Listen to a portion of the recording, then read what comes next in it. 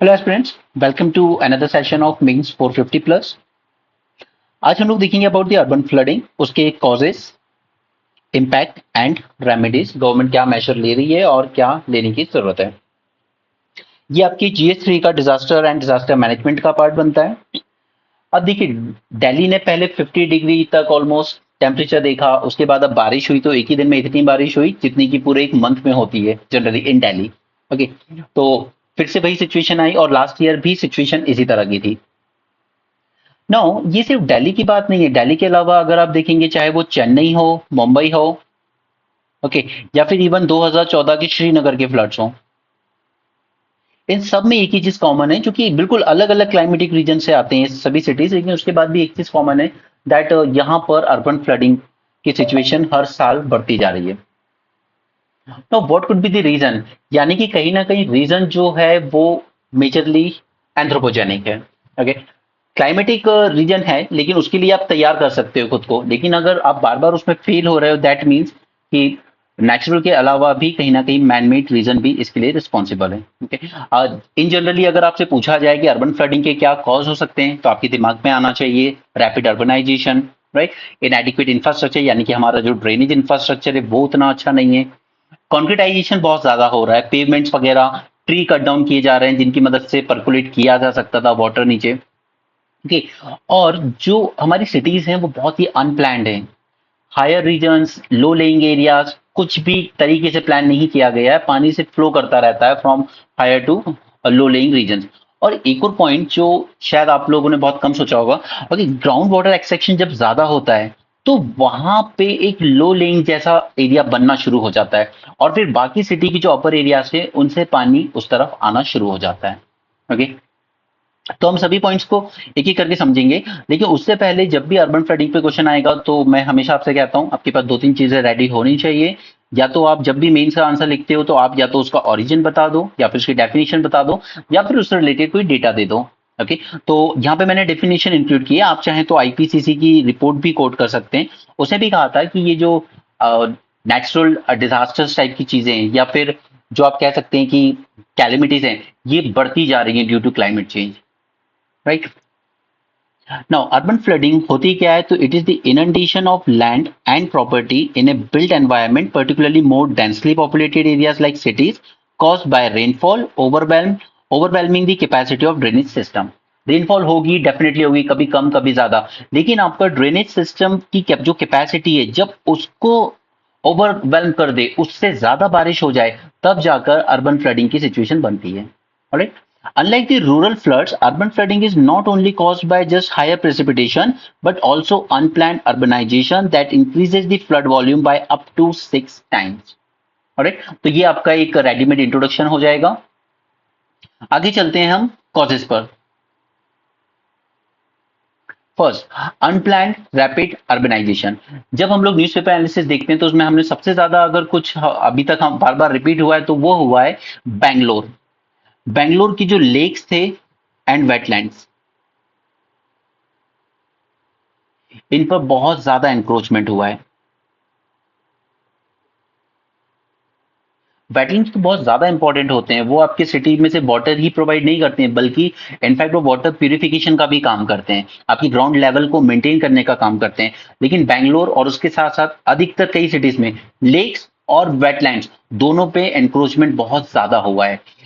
अगर हम ऊपर उत्तराखंड और हिमाचल की तरफ देखेंगे तो हमें देखने को मिलेगा कि रिवर की जो फ्लड प्लेन्स हैं उन पर भी एनक्रोचमेंट बहुत ज्यादा हुआ है। आपने उत्तराखंड का जब डिजास्टर देखा होगा, आपने देखा होगा होटल्स बिल्कुल रिवर के फ्लड बैंक पर ही बने थे, और जैसे ही रिवर में पानी ज्यादा आया वो सारे होटल्स रिवर में गिर गए थे, राइट। नेक्स्ट रीजन हमारे अर्बनाइजेशन में क्या है? कंक्रीट कंस्ट्रक्शन बहुत ज्यादा हुआ है। आज भी हमने न्यूज़पेपर में देखा था, एक रियल एस्टेट माफिया की यहाँ रेड पड़ी, 1000 से ज्यादा ट्री काट दिए थे उसने दिल्ली में। ठीक है, तो अब वो ट्रबल में आए हैं। बट आपने ट्री काट दिए तो जो पानी, और पेड़ दो काम करते हैं, एक तो वो फ्लड की जो पानी जा रहा है उसको रोकेंगे भी, उसकी स्पीड भी धीरे करेंगे, ताकि वो आगे जाकर स्पीड पकड़ के सब कुछ वॉश अवे ना कर दे, जो स्लम्स होते हैं, इस तरह के कमजोर मकान होते हैं, राइट। सेकंड, इनके जो रूट्स होते हैं ट्री के, वो आपके वाटर को परकुलेट करते हैं, ग्राउंड के नीचे पहुंचाते हैं, ताकि ऊपर जो पानी बह रहा है वो कम हो जाए। राइट। तो क्वांटिटाइजेशन किया हमने ट्री हद से ज्यादा कट करके, यानी कि जो भी नेचुरल वाटरशेड बाउंड्रीज हो सकती थी सिटी की वो सब हमने डिस्ट्रॉय कर दी। राइट। तो this was the first reason, unplanned rapid urbanisation. Second, lack of effective urban governance.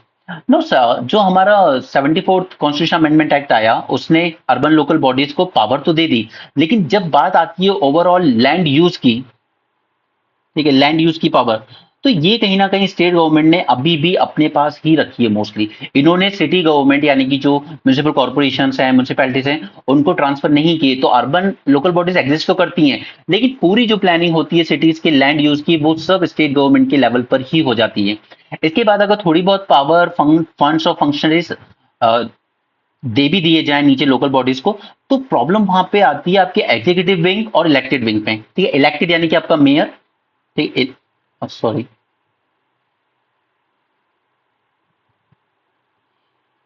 Elected versus executive, यानी कि आपके जो सीईओ होते हैं, इनके बीच में कोऑर्डिनेशन नहीं बन पाता है।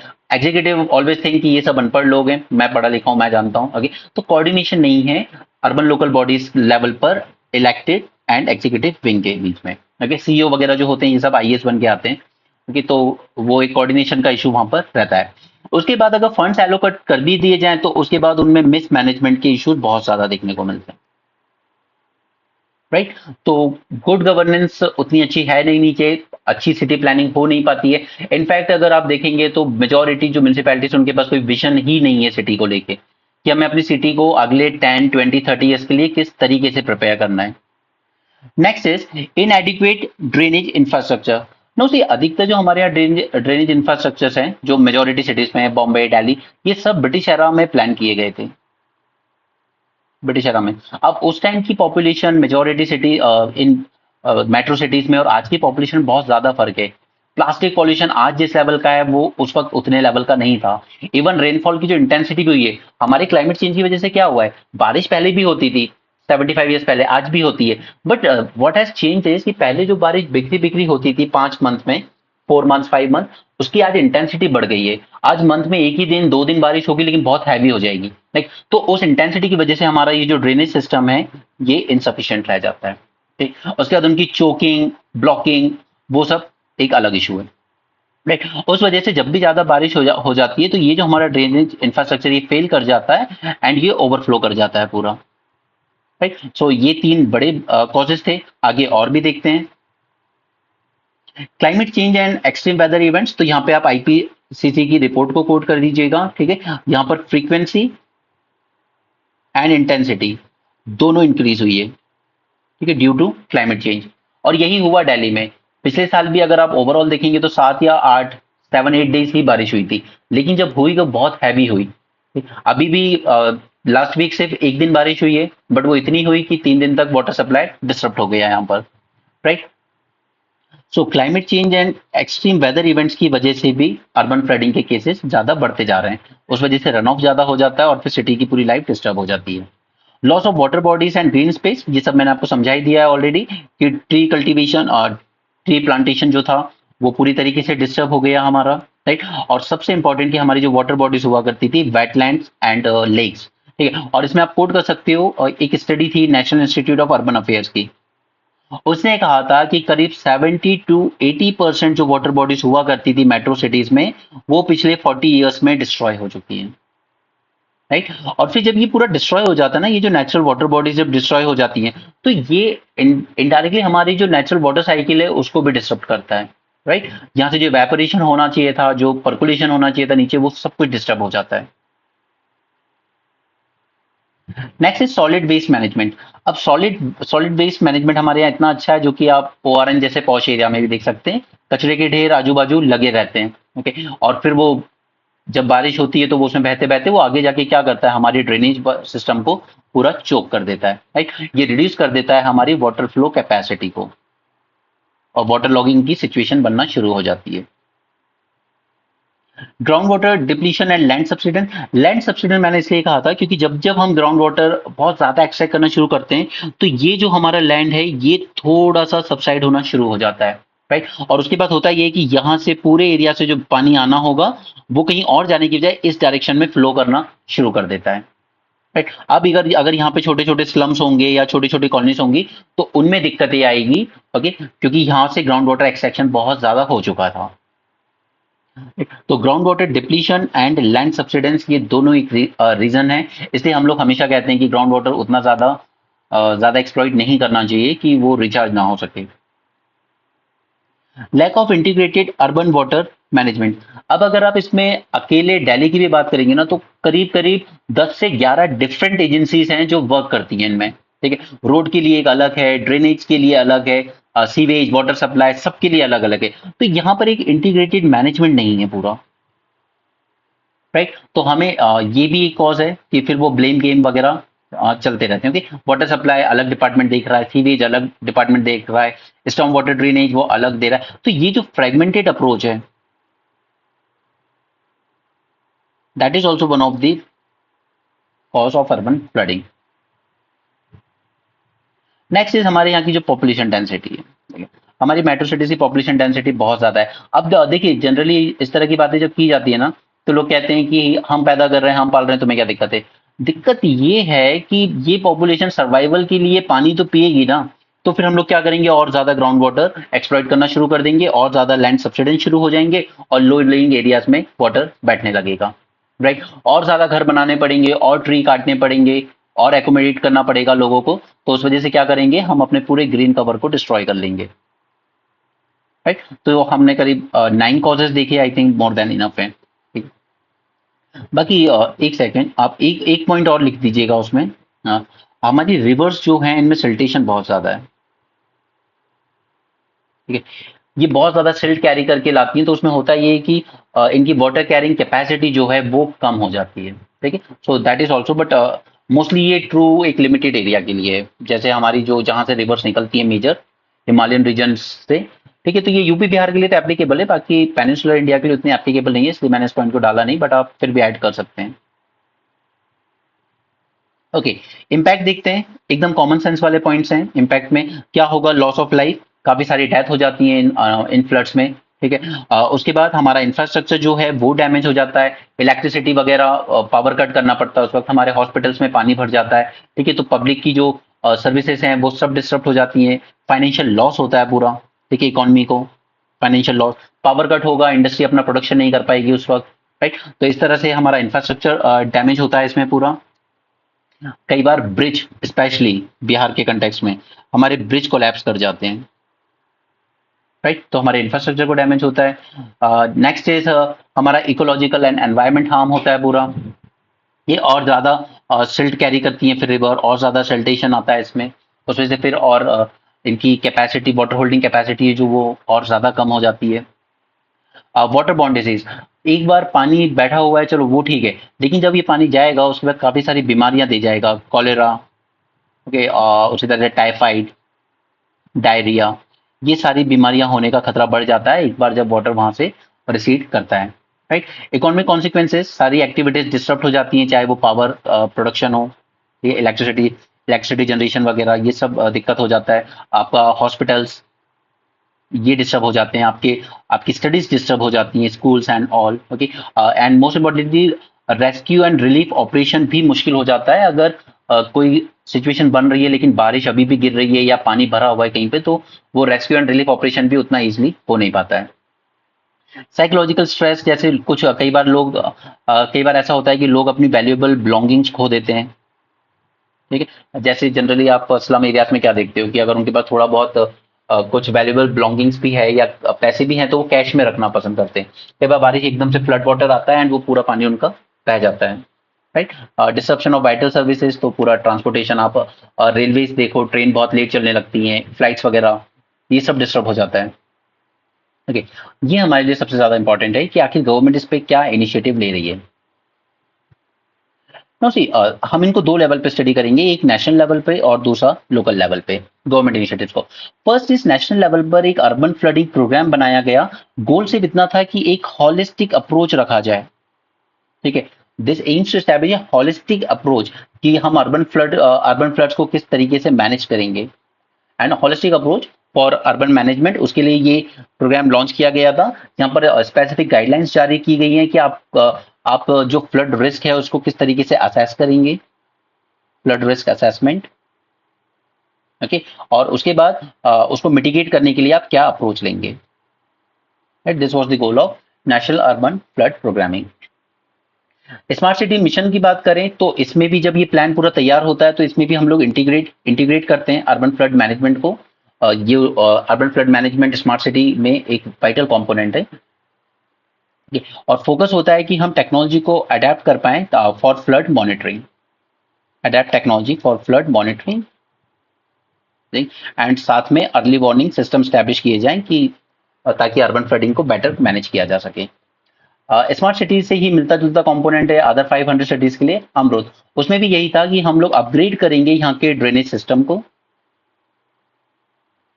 ड्रेनेज नेटवर्क को अपग्रेड करेंगे, इंफ्रास्ट्रक्चर बेटर बनाएंगे ताकि स्टॉर्म वाटर जो है वो रुके ना। बट ऑब्वियसली अमरूद is valid for only 500 cities. उसके अलावा नेशनल डिजास्टर मैनेजमेंट अथॉरिटी है तो उसकी भी अपनी कुछ गाइडलाइंस हैं। उसका तो प्रॉपर एक वो फ्रेमवर्क बना के देता है कि हमें किस तरीके से असेस करना है और किस तरीके से मैनेज करना है। राइट, तो ये 4 अप्रोच नेशनल लेवल पर। लोकल लेवल पर देख लेते हैं, सिटी लेवल पर क्या कर रहे हैं। तो सभी सिटीज ने अपने लिए अलग अलग चीजें बनाई है, न्यूज़पेपर पे टाइम टू टाइम आती रही है। आपको बिल्कुल उसको 2-4 एग्जाम्पल कोट कर लीजिए, मैंने यहाँ पे 4 लिख दिए, बाकी ऐसा नहीं है कि सिर्फ 4 ही है, बहुत सारे हैं। बेंगलोर सबसे इंपॉर्टेंट है क्योंकि इसने अपने सामने ये गोल रखा है कि ये रिजुविनेट करेगा अपने यहाँ के लॉस सारे लेक्स एंड वेटलैंड्स को।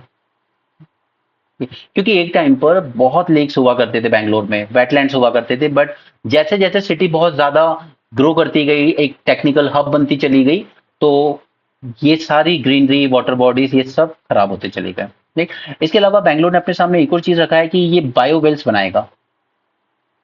अब ये क्या होते हैं, सी बायोस्फीयर आर लाइक कि आपकी सिटी को जिस तरीके से प्लान की जाए, जैसे ये अपर एरियाज हैं, ठीक है, ये अपर एरियाज पे बने हुए हैं, ये अपर एरियाज बने हुए हैं, और फिर आपका जो सिटी का पूरा बिल्डअप है वो कुछ इस तरीके किया जाए कि उसका जो भी लो लेइंग एरिया जाएगा वो एक सेंटर की तरफ जाएगा। ठीक है, ताकि यहाँ बारिश होगी, यहाँ भी बारिश हो रही है, यहाँ भी बारिश हो रही है, यहाँ भी हो रही है, सब जगह हो रही है, लेकिन वाटर जो रन ऑफ हो रहा है वो इस एक सेंटर एरिया की तरफ ही जा रहा है। ठीक है, और यहाँ पे ये वाटर पूरा फिर ग्राउंड में परकोलेट होगा, यहाँ पर ग्रीनरी भी होगी, यहाँ पर कोई पेवमेंट कोई कॉन्क्रीटाइजेशन नहीं होगा, ताकि सिटी का जो पानी है वो इसी में आकर अंडर ग्राउंड वाटर परकोलेट हो। ओके, उसी को कहते हैं बायोस्फीयर। तो ये इस तरह के टर्म्स आपके आंसर में दिखने चाहिए, ताकि वो दिखाता है कि आप न्यूज़पेपर और करंट अफेयर से कितना अटैच हैं। मुंबई की बात करते हैं तो मुंबई ने यहाँ पर एक प्रोजेक्ट लॉन्च किया था जिसका नाम है ब्रिम्स्टोवेड। ठीक है, इसका फुल फॉर्म था Brihan Mumbai storm water disposable project. इसका गोल भी वही था कि वो अपग्रेड करेंगे अपने एग्जिस्टिंग पंपिंग स्टेशंस को, न्यू वन इंस्टॉल करेंगे, एंड जो भी नदी नाले वगैरह हैं मुंबई में उनको डिसिल्टिंग करेंगे उनकी, डिसिल्टिंग। ये सिर्फ कुछ एक एग्जाम्पल है जो आपको याद रखने चाहिए। और इसी तरह चेन्नई ने भी अपने यहाँ पर अर्ली वार्निंग सिस्टम एस्टैब्लिश किया था ताकि प्रेडिक्ट कर सके फ्लडिंग को कि अब रेनफॉल इतने सेंटीमीटर से ज्यादा हो चुकी है तो आप एक्टिव होना शुरू हो जाइए। राइट, अहमदाबाद की बात करें तो इसने तो साबरमती रिवर फ्रंट बनाया था और काफी अच्छी प्लानिंग के साथ बनाया वो। ठीक है, तो उसने भी फ्लड मैनेजमेंट को मेजर्स को इंक्लूड किया अपने अंडर। चलिए वे फॉरवर्ड देखते हैं कि हमें और क्या करने की जरूरत है। तो अगर आपको इसके कॉजेज समझ में आ गए हैं तो वे फॉरवर्ड अपने आप से लिखना बहुत इजी हो जाता है। फिर capacity building of ULBs, first thing is कि यहां पर हमें अपने जो लोग हैं कैपेसिटी इसमें स्पेशली लेजिस्लेटिव विंग में, इनको स्किल्स एंड नॉलेज देना जरूरी है। ऐसा नहीं है कि किसी का 22 साल का बेटा आया फॉरेन से पढ़ के और चलो बन जाओ, ऐसा नहीं है। आपको अपनी सिटी की समझ होना, उसके बारे में पता होना जरूरी है, तब जाकर ही आप इसमें कुछ कर पाओगे। राइट, और एडिक्वेट स्टाफिंग होना भी जरूरी है। कई बार रिक्रूटमेंट ही नहीं होते, कोई भर्ती नहीं हो रही है, मैन पावर की शॉर्टेज है, तो वो भी कहते हैं कि हम अकेले कितना काम करेंगे। राइट, तो ये सब करना जरूरी है हमें। उसके बाद कोऑर्डिनेशन बनाना बहुत जरूरी है लेजिस्लेटिव एंड एग्जीक्यूटिव विंग में। ऐसा नहीं है कि सीईओ आईएएस ऑफिसर है तो उसको ये लगता है कि नहीं I know everything, these people don't know anything, क्योंकि बिकॉज ग्राउंड लेवल की जो समझ है, जो सिटी की लेकर अंडरस्टैंडिंग है, वो इंसान जो लेजिस्लेचर में बैठा है वहां के म्युनिसिपल कॉर्पोरेशन के, वो जानता है कि हर साल क्या होता है। यहाँ पर जब बारिश होती है तो कौन से एरिया में जल भराव ज्यादा होता है, कौन से एरियाज में कम होता है। तो ये कोऑर्डिनेशन जब तक लेजिस्लेटिव और एग्जीक्यूटिव विंग में नहीं होगा तब तक ये सिटी प्लानिंग अच्छे से नहीं हो सकती, right. Next is water sensitive urban design and planning. अब इसके लिए जरूरी हो जाता है कि हमें पहले तो लैंड फीचर्स की समझ हो कि किस टाइप का लैंड है हमारे यहाँ, ठीक है, किस टाइप के रॉक्स हैं हमारी जमीन में। तो ये सब हमें सिटी के मास्टर प्लान में इंक्लूड करना जरूरी है, ठीक है। हमें पता होना चाहिए कि हमारी सिटी का सरफेस है वो किस तरह का है, क्या वो वाटर एब्जॉर्ब करता है, परकुलेट हो सकता है, या ऐसा पत्थर है जिसपे पानी परकुलेट नहीं हो सकता, वो सिर्फ बह सकता है उसके ऊपर से, राइट। कौन से एरियाज ऐसे हैं जहां पर हम छोटे नाले क्रिएट कर सकते हैं या बायोस्फीयर क्रिएट कर सकते हैं। उस तरह की चीजें हमें अर्बन डिजाइनिंग एंड प्लानिंग के टाइम पर ही डिसाइड करनी चाहिए। अडॉप्टिंग साइंटिफिक मैनेजमेंट मेजर्स, यानी कि आप आप मैपिंग करवाइए कि आपकी यहाँ आपकी सिटी में कहाँ पर एक्वीफर्स हैं, ठीक है, कहाँ पर जमीन पे ऐसी जगह है जहां पर वाटर होल्ड किया जा सकता है, कहाँ पर वाटर ज्यादा पर्कुलेट होता है, या कहाँ पर इस तरह की मिट्टी इस तरह का पत्थर है जो इजिली जहां से पानी पर्कुलेट हो जाता है, वहां पे आप बायोवेल्स बना सकते हो। लेकिन वो तब होगा जब हम सैटेलाइट की मदद से अपनी एक्वीफर मैपिंग करेंगे, ठीक है। और अगेन ये डिमांड करेगा coordination between all the agencies. Decentralised storm water management, ये डिसेंट्रलाइज में सब कुछ आ जाएगा। जैसे सबसे इजी है रेन वाटर हार्वेस्टिंग, ठीक है। अगर सभी लोग अपने छत का पानी जमीन में पाइप के थ्रू जमीन के अंदर पहुंचाने लगे तो ये डिसेंट्रलाइज होगा, राइट। इसमें गवर्नमेंट को कुछ करने की जरूरत नहीं है, सिर्फ पब्लिक को एनकरेज करने की जरूरत है, ताकि पानी ना घरों से बहेगा और ना ज्यादा उतना ज्यादा स्ट्रीट पे जाके फ्लो होगा, ठीक है। बायोस्वेल भी आप उसी में एग्जाम्पल में इंक्लूड कर सकते हो। मैं ये नाम बार बार इसलिए ले रहा हूँ क्योंकि ये आपके आंसर में दिखना चाहिए। Smart drainage system, smart drainage system के लिए हमें सेंसर बेस्ड ड्रेनेज सिस्टम बनाने की जरूरत है जो डिटेक्ट करे वाटर लेवल को, जो रेगुलेट करे उनके फ्लो को रियल टाइम में, ठीक है, कि उस तरफ पानी नहीं जाना चाहिए, उधर का गेट बंद कीजिए, हमें इस तरफ रिलीज करना चाहिए वाटर, उस तरफ ऑलरेडी काफी ज्यादा बारिश हो रही है। इंटीग्रेटेड अप्रोच, तो दिस इज अ प्रॉब्लम कि हम लोग के बीच में इंटीग्रेशन नहीं है। जैसे मैंने आपको अर्बन लोकल बॉडी के लेवल पे दिया, ठीक है, उस तरीके से इंटीग्रेटेड अप्रोच नहीं है कि वाटर मिनिस्ट्री है तो वो अलग है बिल्कुल, सैनिटेशन मिनिस्ट्री है या डिपार्टमेंट है तो वो अलग ही काम कर रहा है, ये अलग काम कर रहे हैं, और रोड वाले हैं वो अलग ही काम कर रहे हैं। वो ये नहीं देख पा रहे हैं कि रोड जो बना रहे हैं उसमें किस तरफ का टिल्ट दे रहे हैं हल्का सा, कि यहाँ पे रोड पे जब पानी गिरेगा तो वो किस तरफ जाएगा, किस तरफ बह के जाएगा आगे। ओके, तो ये इंटीग्रेटेड अप्रोच जरूरी है और ये आएगा प्रॉपर प्लानिंग से। जब हम सिटी बिल्ड कर रहे हैं तो उसका जो आप मास्टर प्लान है उसी में ये, क्योंकि हमारे यहाँ क्या होता है कि पुराने रोड के ऊपर ही नया रोड बनाना शुरू कर देते हैं, ओके। और उससे क्या होता है कि जबकि आप फॉरेन में देखेंगे तो पहले पुराने रोड को खोद के फेंका जाता है, ओके, और फिर उसी जगह पे नया रोड बनता है। हमारे यहाँ पुराने रोड के ऊपर ही हम लोग नया रोड बनाने लगते हैं, और जब ये बार बार होता है साल दर साल, तो क्या होता है कि आपका जो सिटी का लेवल यहाँ पे था वो अब बढ़ के यहाँ पहुंच गया है, right? और फिर आप पूरा कंक्रीट यूज कर रहे हो तो पानी परकुलेट वैसे ही नहीं हो रहा है। ये चीज आप अपने अराउंड में देख सकते हो। अगर आपने 20 साल पहले बचपन में देखा होगा तो आपके घर के आगे का रोड काफी नीचे रहा होगा, ठीक है, बट आज वो रोड ऊपर हो गया और आपके घर थोड़े से नीचे हो गए, और उससे क्या होता है फिर वो पानी आपके घरों में घुसता है, राइट। तो ये प्लानिंग तभी होगी जब हम एक इंटीग्रेटेड अप्रोच फॉलो करेंगे। बाकी सब पॉइंट हमने ऑलरेडी डिस्कस कर लिए हैं, engaging grass root organisation, urban local bodies वगैरह को। इसके अलावा जो सिविल सोसाइटी ऑर्गेनाइजेशन है उनको भी इंक्लूड करना जरूरी है। जैसे फॉर एग्जांपल आप कोट कर सकते हैं, there was an organisation environmentalist foundation of India, ठीक है, ये चेन्नई में वर्क करता है, ठीक है। इसने रिस्टोर किए करीब 39 लेक्स इन चेन्नई अलोन, ठीक है, ताकि इसकी वजह से जो वाटर लॉगिंग के इशू होते हैं वो रोके जा सके। अब आप सोचिए 39 लेक्स अगर एक ऑर्गेनाइजेशन रिस्टोर कर सकता है तो पूरे इंडिया में ऐसे कई ऑर्गेनाइजेशन है, मेट्रो सिटीज में कई है, अगर ये सब वर्क करेंगे तो बेटर होगा। तो गवर्नमेंट को इनको एंगेज करने की जरूरत है। Reviving local water bodies, wetlands, lakes, nalas, ये सबको रिवाइव करने की जरूरत है, ओके। इसमें भी आप एक एग्जांपल दे सकते हैं फ्रॉम बेंगलुरु, ये भी हमने अपने न्यूज़पेपर में डिस्कस किया था। इस ऑर्गेनाइजेशन का नाम था बायोम एनवायरमेंटल ट्रस्ट, ठीक है। इसने कैंपेन चलाया था a million recharge well, a million recharge well, इसने एक कैंपेन चलाया था to raise the awareness about the ground water level, ताकि फ्लडिंग को कम किया जा सके।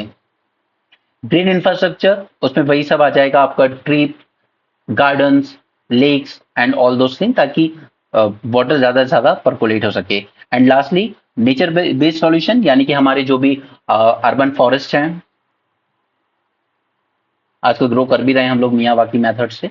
ठीक है, हमारी जो वाटर बॉडीज हैं उनको रिवाइटलाइज करने की जरूरत है। तो हमने काफी सारे पॉइंट्स डिस्कस किए, इसमें से आपको जो आप याद रख सको वो रख लो, क्योंकि अल्टीमेटली आपको वहां लिखना 150 250 वर्ड्स में ही है। ठीक है, हमने 10 वे फॉरवर्ड्स भी देख लिए, 10 कॉजेस भी देख लिए, जो आपको इजी लगे वो आप कर सकते हो। ठीक है, दी ओनली थिंग इज कि आपको 2 से 3 मार्क्स का एडवांटेज मिलता है सिर्फ आपके इंट्रोडक्शन एंड कंक्लूजन पे।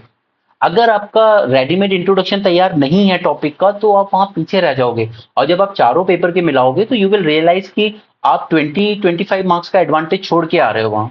ऐसा नहीं, क्योंकि कई लोगों का आप देखोगे, इवन मैं नाम नहीं लेना चाहता, बट आप कुछ टॉपर्स की कॉपी भी देखोगे अगर उनके टेस्ट कॉपी, तो उनके इंट्रोडक्शन काफी पुअर थे। खैर 2023 के बैच के बारे में तो क्या ही बोलें।